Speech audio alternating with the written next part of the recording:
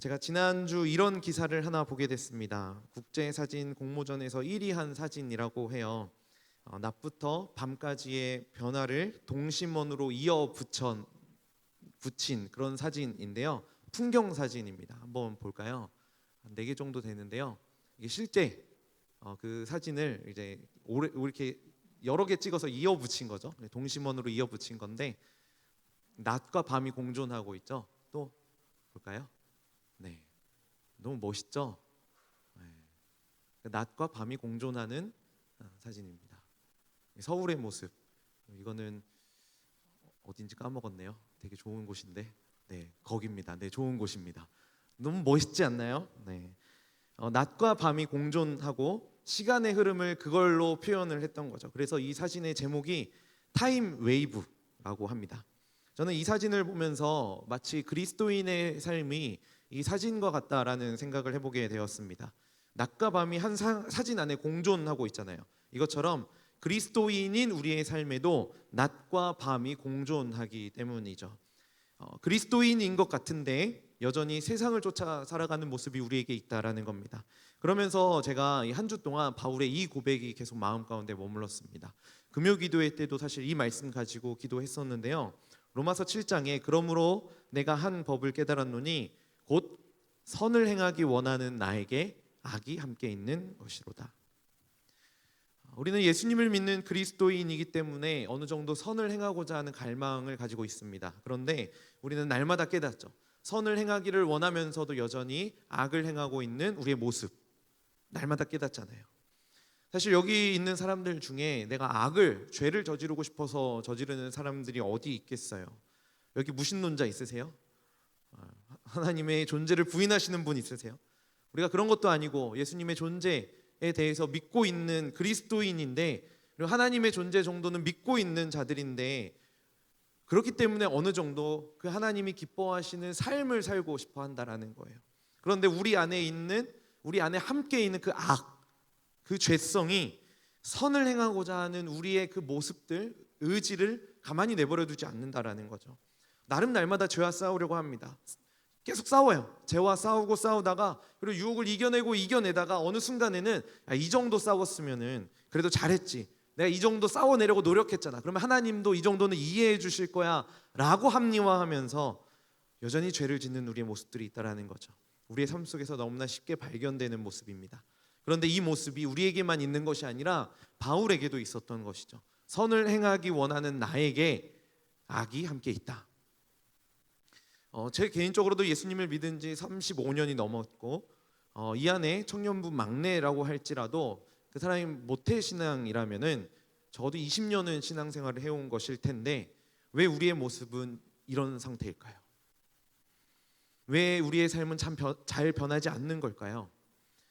예수님을 믿고 구원받은 백성이라면은 성화라는 구원의 서정 안에서 거룩한 삶을 살아가야 한다라고 하는데, 왜 도대체 나의 삶 속에서 거룩해져가는 모습은 발견할 수가 없는 걸까요? 성경은 그리스도인의 삶을 가리켜 표현할 때 낮과 밤의 이미지를 사용합니다. 로마서 13장에 낮에와 같이 단정히 행하고, 그러면서 방탕하거나 술 취하지 말고, 음란, 호색하지 말고, 다투지 말고, 시기하지 말라라고 이야기합니다. 이 말씀을 보고 어떤 청년이 저는 낮에도 방탕한데요 이렇게 얘기하더라고요. 그러면 말씀을 바르게 이해하지 못하는 거죠. 여기서 낮은 진짜 그 낮, 이걸 가리키는 게 아니라 거룩한 삶을 가리키는 거죠. 또 반면에 성경에는 이런 표현도 등장합니다. 유다가 그 조각을 받고 곧 나가니 밤이었다. 가룟 유다가 예수님이 주신 떡을 먹고 나갔죠. 그리고 예수님을 팔러 갔습니다. 그런데 성경은 그 유다가 나간 그 주변의 상황을 밤이라고 표현했었어요. 이것도 그냥 진짜 어두운 시간 늦은 그때에 나갔다, 이걸 이야기하는 게 아니라 영혼의 어두운 상태를 표현하고 있는 거죠. 그래서 여러분들에게 질문합니다. 여러분들은 낮에 살고 있나요? 밤에 살고 있나요? 그런데 그리스도인의 삶은요, 사실 낮에 살고 있느냐 밤에 살고 있느냐 이렇게 이분법적으로 나눌 수 있는 건 아니라는 거예요. 오히려 낮과 밤이 공존하는 그러한 삶을 살아가는 게 우리가 살아가는 우리의 모습이라는 거죠.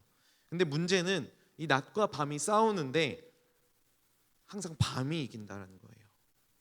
아니, 원래는 낮이 이기는 게 맞아요.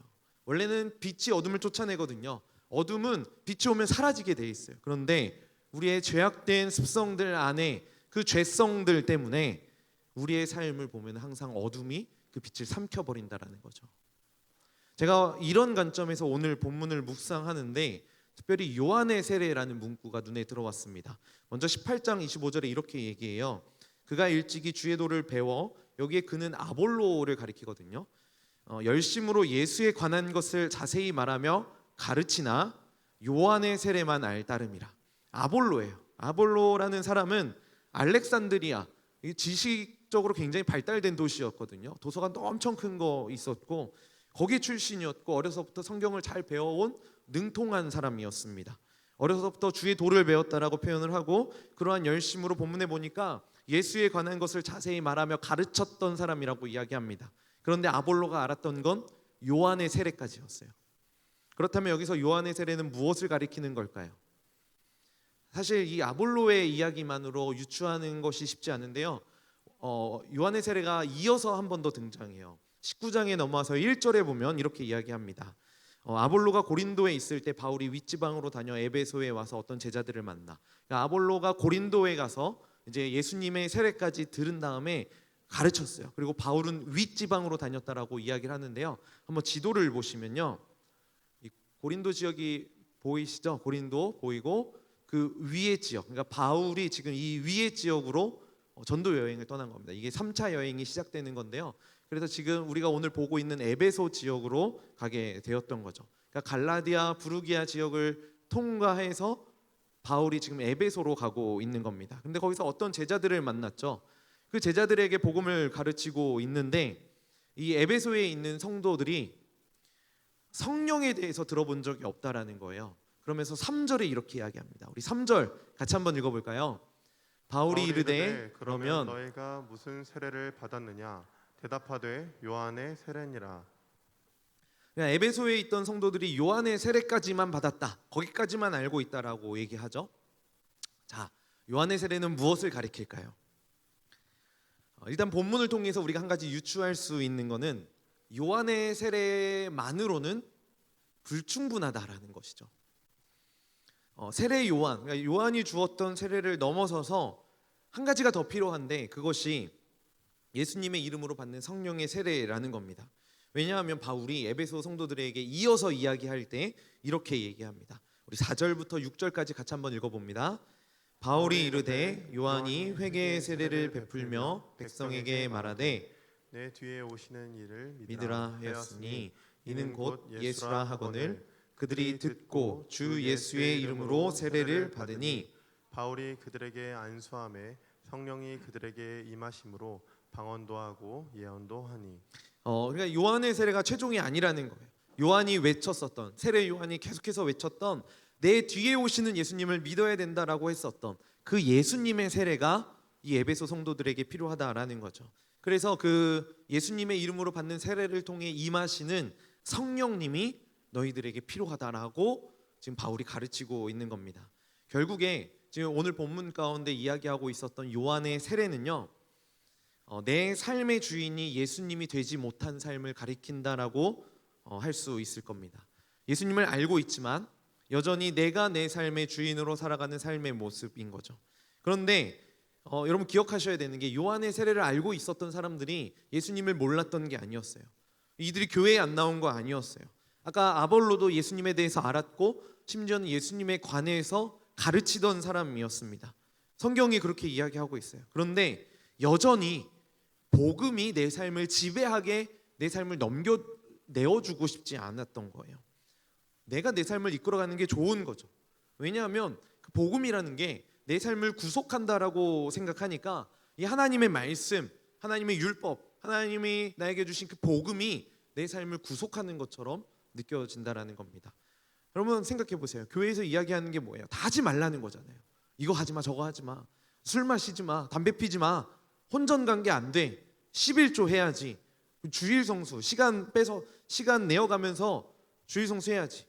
이런 것들이 기독교는 보수적이고 내 삶을 구속하기만 한다라고 느껴지게 할 수도 있다라는 거죠. 이런 관점에서 신앙생활을 하면서 빠지는 매너리즘 가운데 하나는 복음이 우리를 자유하지 못하게 한다라는 겁니다. 신앙생활을 깊이 하면 깊이 할수록 내 삶이 자유롭지 못하고 나를 구속하는 것들이 많아진다라는 거죠. 최근에 그 수리남이라는 드라마에서 이런 장면을 봤어요. 하정우가 이제 수리남에 가서 홍어 장사를 해야 한다라고 하니까 아내가 주일에 교회에 가는 조건으로 이 하정우 남편을 이제 보내줍니다. 그리고 예배 드리는 인증샷을 요청하죠. 그런 전화를 하는 하정우를 보고 하정우의 친구가 놀려요. 기도는 열심히 드리고 있고, 그때 하정우가 이런 대사를 하더라고요. 자꾸 믿음이 깊어져서 큰일이다. 왜 큰일이라고 하는 거예요? 왜 믿음이 깊어지면 큰일이에요? 물론 여기 안에서 이야기하는 건 농담이었겠지만 그리스도인이 되면 나의 삶의 많은 부분들을 그 신앙생활 하는데 넘겨줘야 한다라는 거죠. 주일에 교회도 가야 돼요. 일을 못 하는 거죠. 기도도 해야 되고 내가 번 돈의 일부를 떼어서 헌금도 해야 되는 겁니다. 점점 우리의 믿음이 깊어지면 내 삶을 내가 이끌어가는 게 아니라 하나님이 이끌어 가시게 되니까 그게 싫은 거예요. 내 삶은 내가 이끌어가야 되는 거예요. 내 삶의 주도권을 넘겨주고 싶지 않은 겁니다. 사실 신앙생활 하다 보면 정말 우리의 삶을 올가매는 것들이 많이 있습니다. 그리고 그리스도인들에게 가장 기본적으로 요구되는 건 주일 성수이죠. 사실 이 주일 성수라는 말 자체가 주일을 거룩하게 구별하여 지킨다라는 의미를 갖고 있잖아요. 이 말이 지금 긍정적으로 표현되긴 했지만 어쩌면 너 주일에 아무것도 하지 마. 주일에 뭘 하려고 그래? 예배만 드려? 라고 하는 억압이 될 수도 있다라는 겁니다. 그뿐만이 아니죠. 얘기했던 것처럼 11조도 해야 됩니다. 재정의 일부 떼어서 내 것을 포기해야 되고 술도 마시면 안 된다고 하고 담배도 안 된다고 하고 혼전관계도 안 된다 그러고 동거도 안 된다 그러고 그리스도인이 되면 안 되는 거 투성이에요. 이러한 모습들이 여전히 요한의 세례에 머물러 있는 사람에게 나타나는 모습일 수 있다라는 거죠. 교회 안에 있긴 있어요. 예수님 모르는 거 아니에요. 예수님 믿어요. 그리고 복음에 대해서 들을 때 아멘으로 반응하기도 합니다. 같이 한 자리에서 예배하기도 해요. 그런데 성령의 지배를 받고 싶어 하지 않아요. 내 안위와 쾌락과 내 욕망을 쏟아내는 게 훨씬 더 중요한 겁니다. 그 사람의 삶의 모습을 보면 예배도 드리고 교회도 나오니까 빛에 있는 것처럼 보여요. 낮에 거하는 것처럼 보여요. 그런데 여전히 어둠 가운데 내 삶을 내가 이끌어가는 모습이라는 겁니다. 혹시 여러분들도 이런 모습으로 요한의 세례에만 머물고 싶어 하지는 않습니까? 그런데 문제는 이겁니다. 요한의 세례에만 머물러 있는 그리스도인의 특징이 있어요. 그게 뭐냐면은 그 누구보다도 거룩한 척을 잘 한다라는 겁니다. 빛 가운데 거하는 척 한다라는 겁니다. 아무 일 없는 것처럼 나는 아주 잘 살고 있는 것처럼 스스로를 포장한다라는 거죠. 근데 문제는 뭐냐면은 그런 거룩한 척, 낮에 거하는 척하는 그 삶의 모습들이 금세 들통난다라는 거예요. 그걸 오늘 본문에서 좀 확인해 보려고 해요. 오늘 말씀에는요, 우리가 오늘 읽은 본문에는 바울의 위대한 능력이 나타납니다. 12절에 보시면 심지어 사람들이 바울의 몸에서 손수건이나 앞치마를 가져다가 병든 사람에게 얹으면 그 병이 떠나가고 악기도 나갔다라고 얘기해요. 바울의 그 성령 충만함이 손수건을 통해서도 전해졌었던 거죠. 이 바울의 능력이 지금 에베소 지역, 에베소 교회 가운데 나타나고 있었던 거예요. 그런데 문제는 뭐냐면 이 바울의 능력을 부러워했던 사람들이 있었습니다. 14절 한번 같이 읽어볼까요? 같이 읽습니다.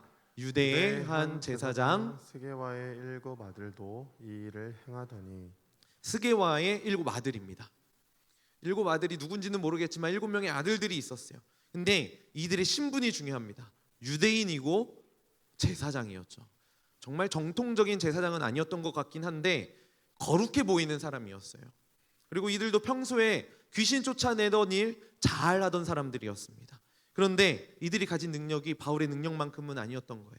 자기의 옷이나 손수건을 통해서 귀신 쫓아내는 것 이 정도는 아니었던 거죠. 그런데 이 7 아들이 바울처럼 능력 있는 사람처럼 보이고 싶었던 거예요.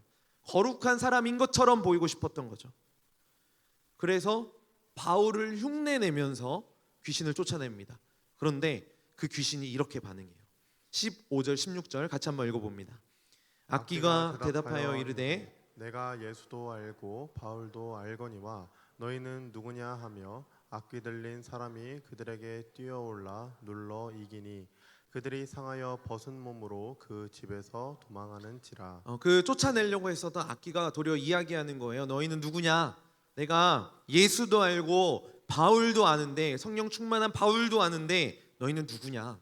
그러면서 그 악귀가 나와서 스게와의 7 아들을 눌러서 그들을 이겼고, 7 아들은 무서워서 벗은 몸으로 도망칠 수밖에 없었다라고 본문이 이야기합니다. 그동안 거룩한 척 해왔습니다. 능력 있는 것처럼 해왔습니다. 그런데 다 드러났어요. 귀신 쫓는 일 잘 해왔을 겁니다.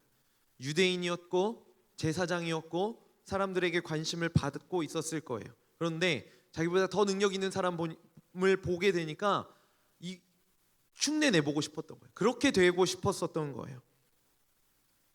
그런데 이들의 삶을 보면은 진짜 그 귀신을 쫓아내는 능력의 원천 되시는 성령님과는 거리가 먼 그러한 삶을 살고 있었던 거죠. 어쩌면 오늘 본문 이 이야기가 나오기 전에 요한의 세례가 계속해서 강조되어 나오고 있는데, 이 요한의 세례에만 머물고 있었던 사람이 보여준 결말은 이것이다 라고 교훈하는 것은 아닌가라는 생각을 해보게 되었던 거죠. 그런데 오늘 본문이 정말 놀라운 건 뭐냐면은 여기서 끝나지 않아요. 이들이 쫓아나갔다, 도망쳤다, 이걸로 끝나지 않고요. 놀라운 결과 하나를 우리가 더 목격하게 됩니다. 이 사건을 통해서 하나님을 두려워하고 예수님을 높여드리는 사람들이 등장한다는 거죠. 우리 17절 18절입니다. 같이 한번 읽어봅니다. 에베소에 사는 유대인과 헬라인들이 다 이 일을 알고 두려워하며 주 예수의 이름을 높이고 믿는 사람들이 많이 와서 자복하여 행한 일을 알리며. 두려워했어요.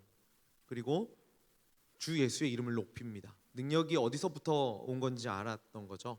자복합니다. 이 일들이 지금 에베소 교회 안에 일어나고 있었던 거죠. 그리고 19절에 이렇게 얘기해요. 마술을 행하던 많은 사람들이 있었는데 그 사람들이 자기들이 보던 공부했었던 책들을 다 모아가지고 와서 사람들 모여있는 자리 앞에서 태워버립니다. 그런데 그 책값을 계산한 즉 은 5만이나 되었다라고 얘기하죠. 정말 놀라운 일이 에베소 교회 안에 있었던 겁니다. 그리고 은 5만이라고 하는데 은 하나가 하루품 싹이래요. 데나리온처럼. 그래서 계산해 보니까 한 사람이 136년 일해야 벌 수 있는 돈이었어요. 그만큼의 책들을 이들이 버릴 수 있었던 겁니다. 근데 이런 일들이 어떻게 일어날 수 있느냐라는 거예요. 성경이 이 일이 일어날 수 있는 이유에 대해서 20절에 이렇게 이야기합니다. 20절 말씀 너무 중요합니다. 우리 같이 한번 읽어볼까요? 이와 같이 주의 말씀이 힘이 있어 흥왕하여 세력을 얻으니라. 말씀에 보면 주의 말씀이 힘이 있다라고 얘기를 합니다. 그리고 흥왕했다라고 얘기하고 있는데 이 흥왕했다라는 게 가리키는 게 주의 말씀입니다. 그리고 세력을 얻었다라고 얘기하는데 그리스도인들이 세력을 얻었다는 게 아니에요. 주의 말씀이 세력을 얻었다라고 이야기를 하고 있어요. 한번 생각해 보세요. 하나님의 말씀이 야 너네 지금 마술하는 거, 점치는 거 그런 거 옳지 않으니까 너희들 가지고 있는 거 다 갖다 버려, 이렇게 얘기하지 않았어요. 이렇게 권면하지 않았다고요. 하나님의 말씀이 보여준 것은 성령님을 통해서 나올 수 있는 그냥 능력이었어요. 근데 그 바울의 위대한 능력이 에베소 가운데 치유로 나타났던 거죠. 그리고 그뿐만이 아니라 거룩한 척 하려고 했었던 스게와의 7 아들이 처참하게 무너지는 것을 그냥 이들이 봤을 뿐이에요. 이걸 통해서 진리가 무엇인지 이들이 발견했었던 거죠. 하나님의 말씀이 내려놔, 다 버려, 이렇게 얘기하지 않았다고요. 능력을 보니까 이들이 스스로 자기의 주인 삼았던 것들을 다 버릴 수 있었다라는 겁니다. 여러분, 성경은요, 복음은 우리를 억압하는 게 아닙니다. 우리의 삶을 구속하는 게 아니에요. 오히려 하나님의 말씀은 우리를 자유하게 합니다. 우리가 너무나 잘 아는 말씀에 진리를 알지니 진리가 너희를 자유롭게 하리라 라고 말씀하잖아요. 진리가 있는 자유가 있어요. 그래서 그 진리 안에 거하면 우리는 자유를 누릴 수 있다라는 거죠. 그런데 요한의 세례에만 머물던 사람은 이걸 몰라요. 모를 수밖에 없어요. 그런데 예수님을 믿고 예수의 이름으로 세례를 받으면 성령님이 우리에게 임하시고 그 진리 안에 누릴 수 있는 자유를 우리의 삶 속에서 누릴 수 있게 된다는 거죠. 이런 관점에서 성경은 단순히 우리를 구원시키겠다라는 이야기만 담겨져 있는 건 아닙니다. 오히려 성경의 진짜 목적은 인간 구원에만 국한되는 게 아니라, 구원하고 끝 이게 아니라 세상 만물을 새롭게 하는 데 있다라는 거죠. 그래서 어쩌면 이 성경의 이야기는 아직 미완성인 겁니다. 예수님이 다시 오실 때 최종적으로 완성되기 때문이죠. 그래서 성경을 읽고 성경을 통해서 우리의 삶을 점검하는 것들은 우리로 하여금 이 성경의 이야기 한복판에 들어가도록 만드는 거죠. 우리가 들어가서 그 예수와 함께 이 성경 안에서 거닐 때에 하나님의 나라를 꿈꾸고 하나님의 나라를 맛볼 수 있게 되는 겁니다. 톰 라이트라는 유명한 신학자가 있는데요. 그분이 이런 말을 했어요. 그의 책에 성경의 권위라는 말을 우리가 보통 하잖아요. 그런데 역사적으로 이 성경의 권위라는 말이 저항의 상황 가운데 사용되었다라는 거예요. 예를 들어서 마르틴 루터, 구교에 대한 저항으로부터 그 운동이 시작되었죠. 그리고 우리 한 2주 전인가요? 우리 담임 목사님을 통해서 들었던 설교 안에서 반골 신앙 기억하세요? 영국 성공회에 대한 저항으로부터 이 성경의 권위가 무기로 사용되었다라는 거죠. 사실 저항이라는 것 자체가 기존에 있었던 질서에 반기를 드는 거잖아요. 그러니까 역사적으로 그 사람들이 저항 운동을 펼칠 때에 그 기존의 질서에 반기를 들면서 이렇게 얘기하는 거예요. 여러분, 그렇게 하면 안 됩니다. 그렇게 하지 마세요. 왜냐하면 성경이 이렇게 이야기합니다. 여러분, 이렇게 하면 안 돼요. 성경의 권위를 통해서 하나님이 이렇게 말씀하시니까 하면 안 됩니다. 이럴 때 성경을 사용했다라는 거죠. 그런데 톰 라이트가 이야기하는 게 이거예요. 우리가 가진 성경의 권위가 이거밖에 안 되냐라는 거죠. 저는 성경을 이런 식으로만 본다면 우리의 신앙생활이 얼마나 처참한가에 대해서 생각해 보게 됩니다. 하나님 말씀하시는데 무서워서 벌벌 떨고 그 말씀 지켰는지 못 지켰는지, 얼마나 순종했는지 매일매일 두려워하는 것. 여러분, 이게 하나님이 정말 우리에게 원하시는 삶의 모습일까요? 아니라는 거죠. 성경은 단순히 율법, 규율, 율례, 계명 이런 차원을 넘어서서 하나님 나라라는 거대한 이야기가 있어요. 그래서 거기로 우리를 초청하는 겁니다. 그리고 우리를 초청해서 그 거대한 이야기의 일부분이 거리가 먼 이야기가 아니라 나의 이야기다. 이거 너의 이야기야. 이거 너를 위해 쓰여진 이야기야 라고 말씀하시는 것이 성경이 우리에게 주신 하나님의 목적이라는 거죠. 여러분, 율법은 하지 말라라는 이야기로 가득 차 있습니다. 그런데 이 율법이 예수님으로 완성이 되니까 우리를 하나님 나라 백성으로 초대하는 초청장이 된다는 거죠. 그렇기 때문에 우리가 낮에 속했는지 밤에 속했는지 이거 구분하는 거 사실 중요한 게 아닌 겁니다. 그래서 저는 오늘 말씀을 통해서 여러분들에게, 여러분 낮에 있나요? 밤에 있나요? 빨리 낮으로 오셔야 되는 거 아니에요? 이렇게 이야기하고 싶지 않아요. 그리고 여러분들이 낮에 속했는지 밤에 거하고 있는지 이런 가늠하는 이런 시간이 되고 싶지도 않습니다. 그래서 여러분들 스스로를 바라보면서 나는 그래도 좀 낮에 살고 있지 않나?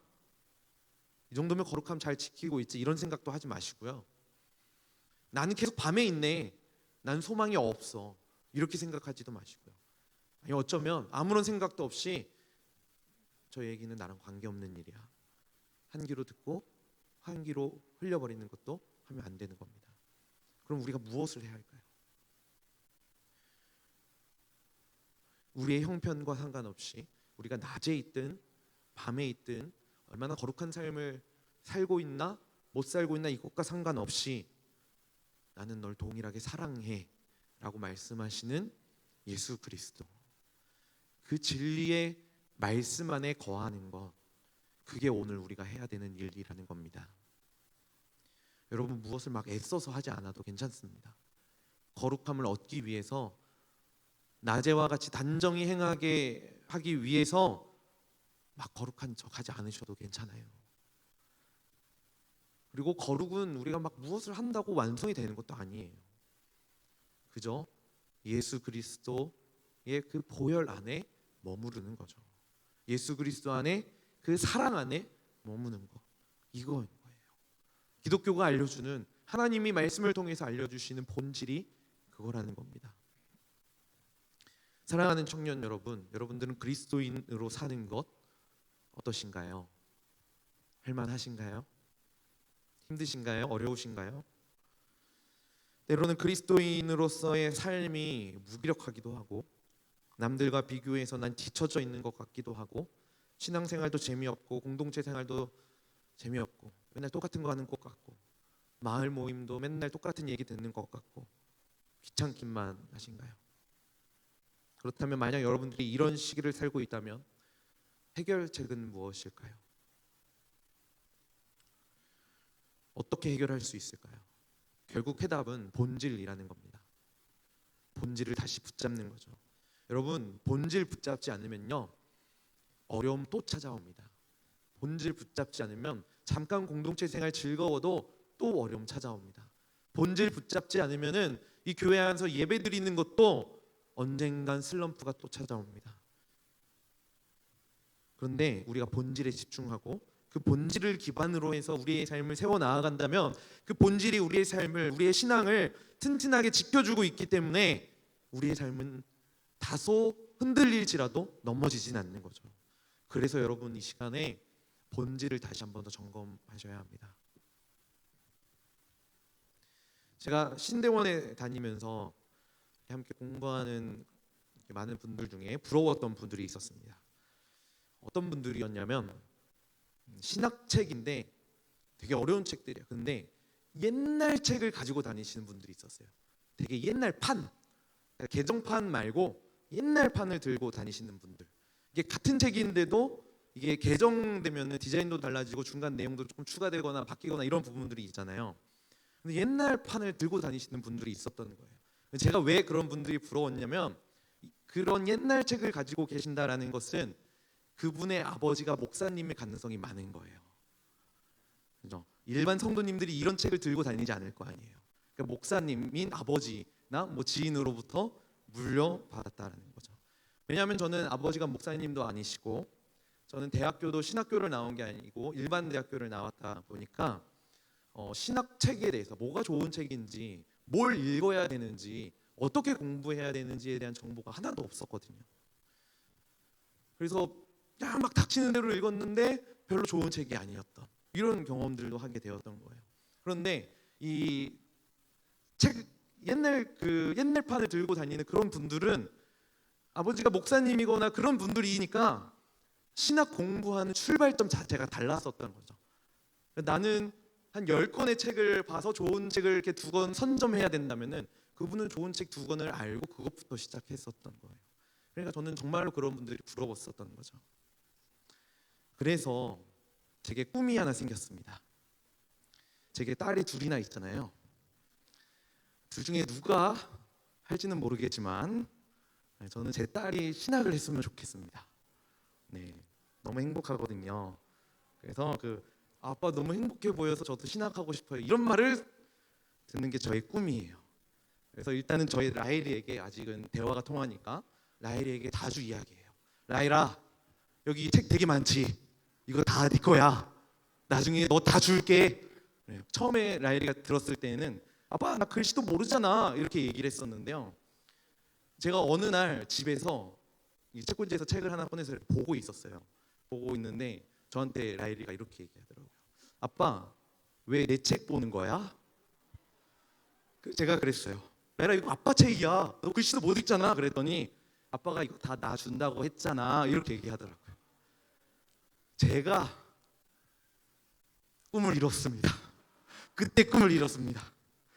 야, 정말 기쁘더라고요. 그렇게 인식하고 있다는 거예요. 실제로 가져갈지는 모르겠지만. 그래서 나일이가 가끔 책꽂이에서 책을 꺼내서 읽다가 거기다 그림을 그려요. 색연필, 크레파스 같은 걸로 막 엄청 낙서하고 그림을 그려요. 제가 그런 모습을 보면은 어떻게 반응할까요? 너무 좋아요. 다른 사람한테 책 빌려줘서 막 밑줄만 보면 막 화딱지고 막 이만큼 나는데 라일이가 그 낙서하는 거는 너무 기쁜 거예요. 나일이에게 아빠 거는 다 내 거라는 인식이 있으니까 이런 것들이 가능하고 그런 고백이 가능한 거잖아요. 이게 하나님 앞에 하나님의 자녀가 누릴 수 있는 기쁨이고 행복이라는 거죠. 그런데 이렇게 사랑스러운 제 딸도 가끔 자기가 원하는 걸 해주지 않을 때 이제 아빠랑 안 놀아, 아빠랑 안 놀 거야, 이렇게 얘기도 합니다.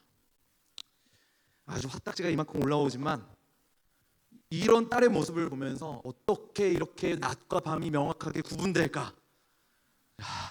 이게 낮일 때는 그렇게 사랑한다라고 고백하더니 밤이 되면은 그렇게 거부하고 미워하고 그런 모습들을 보게 되는 거죠. 그런데 이런 모습들이 사실 하나님 앞에 서 있는 우리의 모습일 수도 있다는 거죠. 하나님 안에서 하나님이 주신 자유를 막 누립니다. 기쁨을 누려요. 행복을 누려요. 그런데 내 뜻대로 뭔가 되지 않을 때 우리는 문을 확 닫아버립니다. 밤인 것처럼, 내가 내 삶의 주인인 것처럼. 그런데 제가 말씀을 준비하면서 이런 생각을 해봤어요. 만약 하나님이 우리와 똑같이 반응하시는 분이라면 어떻게 될까? 내가 반응하는 것처럼 좋을 때 좋게 반응하고 별로 마음에 들지 않을 때 그 기분대로 반응한다면 어떨까? 제 딸이 제 책에다 낙서를 할 때 되게 기분 좋다라고 했잖아요. 근데 제가 만약에 그 낙서하는 딸에게 야, 내가 책을 보라고 줬지 낙서하라고 줬어? 내가 너한테 준 거 다 뺐을 거야, 이렇게 얘기한다면은 이게 아버지일까요? 근데 우리 하나님이 이렇게 반응하면 어떻게 되는 걸까요? 여러분, 너무 끔찍하지 않나요? 그런데 너무나 감사한 건 우리 하나님이 이렇게 반응하시지 않는다라는 거예요. 제가 아까 처음에 그 도심의 사진 보여드렸잖아요. 근데 이 사진을 보면요, 한 가지 특징이 있습니다. 하늘에 마치 구멍처럼 보이는 원이 있는 거예요. 태양을 중심으로 해서. 다른 것도 한번 보여주시면은, 이 사진 작가가 일부러 의도했다라고 합니다. 그러면서 시간의 흐름 속에 살아가는 우리의 삶이지만 그래도 하늘을 보면은 탈출구가 있다라는 것들을 이 사진을 통해서 표현했었던 거죠. 우리는 낮과 밤이 공존하는 삶을 살아갑니다. 앞으로 살아갈 겁니다. 때로는 밤 어두움에 나의 마음을 내줄 때가 훨씬 많이 있기도 할 겁니다. 그런데 해결책이 우리 안에 있지 않습니다. 기억하셔야 돼요. 내가 해결하려고 막 발버둥 친다고 해결이 되지 않아요. 해결책이 어디에 있어요? 하늘에 있는 거죠. 그래서 바울도 아까 막 고민합니다. 나 선을 행하길 원하는데 악을 행한다. 그러면서 이렇게 고백해요. 그러므로 이제 그리스도 예수 안에 있는 자에게는 결코 정죄함이 없나니, 예수 그리스도 안에 있으면 정죄함이 없는 겁니다. 사랑하는 청년 여러분, 우리의 인생의 해결책은 여러분들에게 있지 않습니다. 예수 그리스도 안에 있습니다. 낮에 거하는 사람이라고 할지라도, 밤에 거하는 사람이라고 할지라도 우리 예수님께 한번 맡겨보는 거예요. 우리 인생을 책임지실 예수님을 믿고 그분께 한번 맡겨드리는 거죠. 여전히 밤에 머물러 있고 우리는 죄와 쾌락과 욕망을 따라 살아가는 죄인이지만, 여러분, 우리의 삶의 주인이 예수님이라면서요. 우리를 정죄하시지 않는 분이 예수님이라면서요. 그러면은 그 예수님께 우리의 삶을 한번 맡겨보는 거죠. 내 삶을 드려보는 겁니다. 그리스도 예수 안에 있는 자에게는 결코 정죄함이 없나니, 정죄하지 않으시고 우리를 받으시는 하나님의 은혜를 우리의 삶을 통해서 누릴 수 있게 되는 거죠. 제가 지금 청년 성장반에서 말씀을 함께 나누고 있는데요. 제가 독서 과제를 내줬는데 한 지체가 독서 과제를 제출하면서 이런 고백을 보내왔어요. 제게 너무 공감이 되고 오늘 말씀과 좀 연결이 되는 부분이라서 함께 나누고 오늘 말씀을 좀 맞춰보려고 합니다. 그 친구의 고백이에요. 어렸을 때부터 교회에서 자라고 복음을 들어왔던 나는 세상의 악을 본받지 않고 오직 말씀으로 이겨내게 해달라고 기도했었다. 그러면서 이제 중간에 이 친구가 공부했었던 그런 이야기들을 해요. 유럽 전체가 신교와 구교 간의 종교 차이를 바탕으로 종교 전쟁이 일어났지만 사실상 이는 명분에 불과하며 경제적이고 정치적인 논리에 의하여 100년간 장기화되었으며 신성 동맹 또한 기독교적 가치관이 절대 왕정을 수호하는 도구로 사용되었다.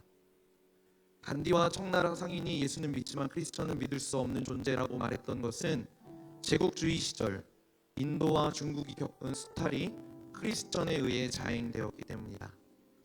미국이 이라크를 악으로 지정하고 침공한 것은 기독교적 도덕주의에 의한 것이었지만 실상 석유 자원을 위한 것이었다. 역사 가운데 있었던 기독교의 윤리라는 도덕이라는 것들을 내세웠던 그 결과에 대해서 표현을 했어요. 그리고 또 이렇게 이야기합니다. 이러한 측면에서 주님으로부터 멀어지려 했던 나는 오히려 학습을 통해 기독교의 과오를 잘못을 성찰하고 복음으로 돌아오는 것의 중요성을 알게 되었다.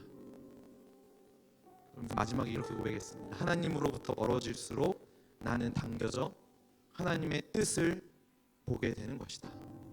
너무 멋진 고백이잖아요. 이게 우리 안에 있는 고백입니다. 우리 청년들이 하는 고백이에요. 하나님으로부터 멀어지는 삶인 것처럼 느껴져요. 그런데 당겨지는 겁니다.